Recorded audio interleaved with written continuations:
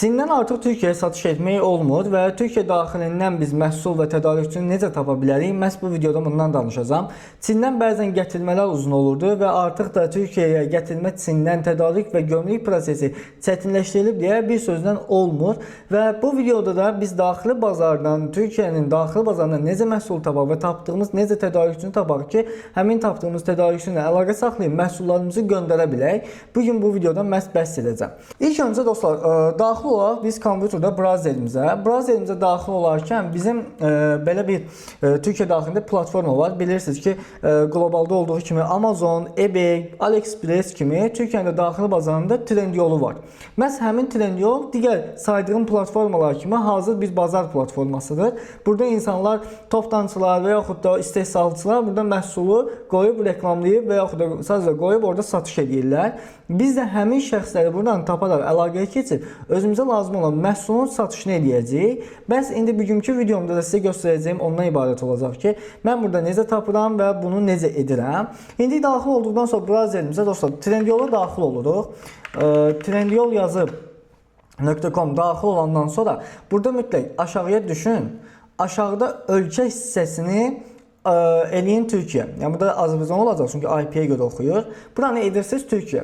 Türkiyə etdikdən sonra satacağınız məhsulun burada axtarışlarını eləyəcəyik. Məsələn, mən satdığım yenə o saat məhsulumun burada axtarışını eləyəcəm. Görüm Türkiyə bazarında varmı? Varsa neçəyədir və mən onun necə əlaqəyə keçib qiymət soruşa bilərəm.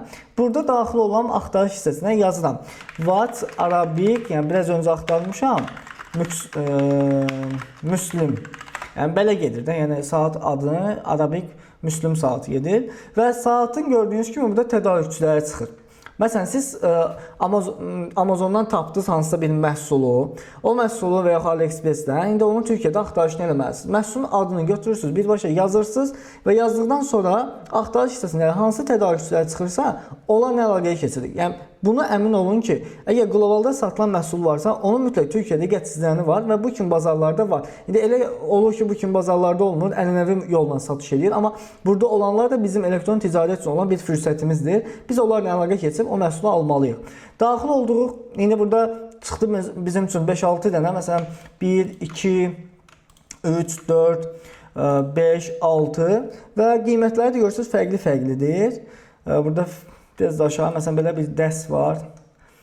Bu cür axtarış edirsiniz, yəni burada bir 10-15 dəqiqə vaxt sərf edib məhsulun fərqli-fərqli adlarını da yaza bilərsiniz. Yəni internetdə tapdığınız o satış edəcəyiniz dropshipping məhsulunun adlarını fərqli-fərqli yazıb, yəni açar sözü kimi burada axtarış edib tapa bilərsiniz. Mən də o prosesə getmirəm. Siz tutalım ki, bu məhsulları yazdınız, tapdınız. Burada hesabım hissəsinə girib daxil olun. Bu primitiv şeydir, onu göstərmirəm necə qeydiyyatdan keçə bilərsiniz.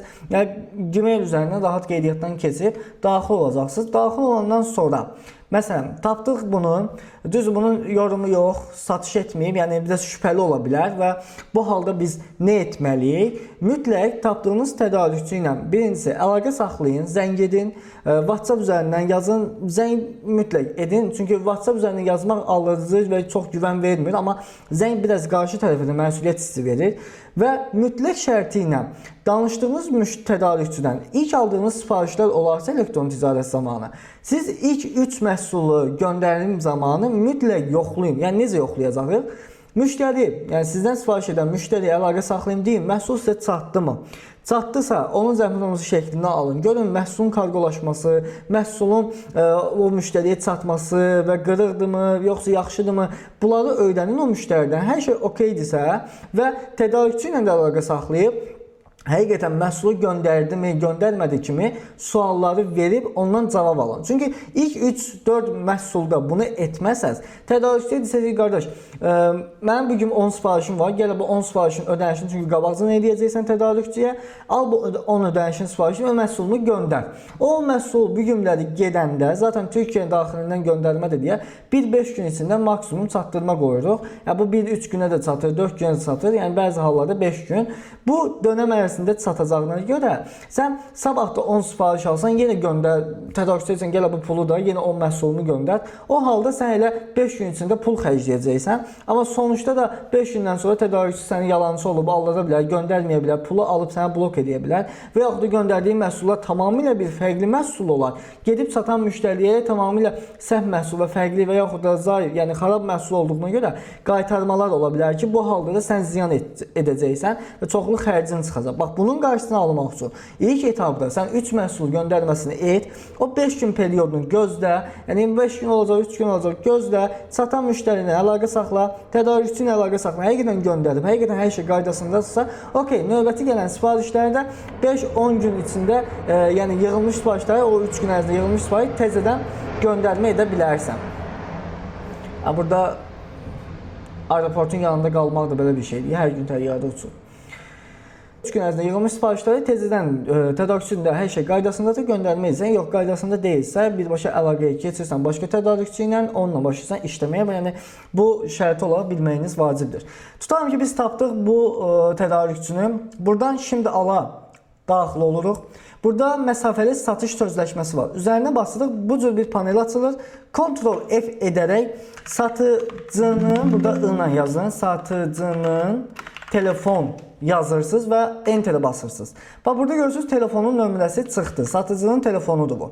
Bunu kopyalayıb WhatsApp-a keçib, yəni mən o etabı göstərməm, WhatsApp-a keçib plus 90 yazıb, Enter edirsiniz ya plus 90 yazıb telefonunuza qeydiyyata salırsınız və bu halda ya zəng edib ya da WhatsApp üzərindən yazıb birbaşa əlaqəyə keçib qiymət və təklifinizi alırsınız. Əlaqəyə də keçdik biz müştəri olaraq, yəni biz o tədarükçünə əlaqəyə keçəndə bir müştəri olaraq nə deyək, necə alaq? Burada açıq aşağı deyirsiniz ki, mən öz web mağazamda bu məhsulu satacağam. Mənə zəhmət olmasa topdan və yaxud pərakəndə fiyatını, yəni qiymətini bildirin. Bu cür bir əməkdaşlığa edirsinizmi, yoxsa yox? Adam isə okey edirik. Burada məsələn qiyməti 536 TL'dir. Sənə 500-ə deyə bilər. Sən nə edirsən? Başqa tədarükçülər də məsələn 400-ə satan var. Yəni ən minimal tapdığın tədarükçünü skrinini WhatsApp-dan atacaqsan, deyəcəksən mən 400-ə tapmışam. Yəni mən onunla işləyə bilərəm. Sən mənə qiyməti yaxşı təklif etsən, ya da sənlə işləyərəm.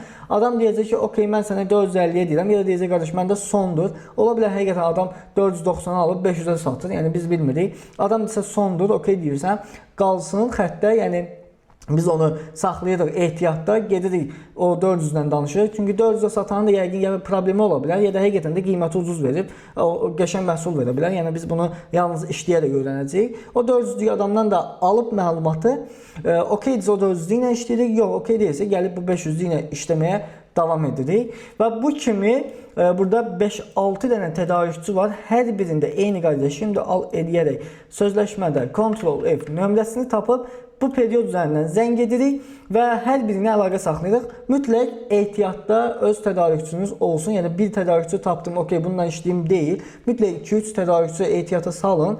Çünki yeniden birinci aldada bilər, məhsul pis göndərə bilər, ikinci ilə işləyin. Qiymət baha olar, ikinci ilə işləyin.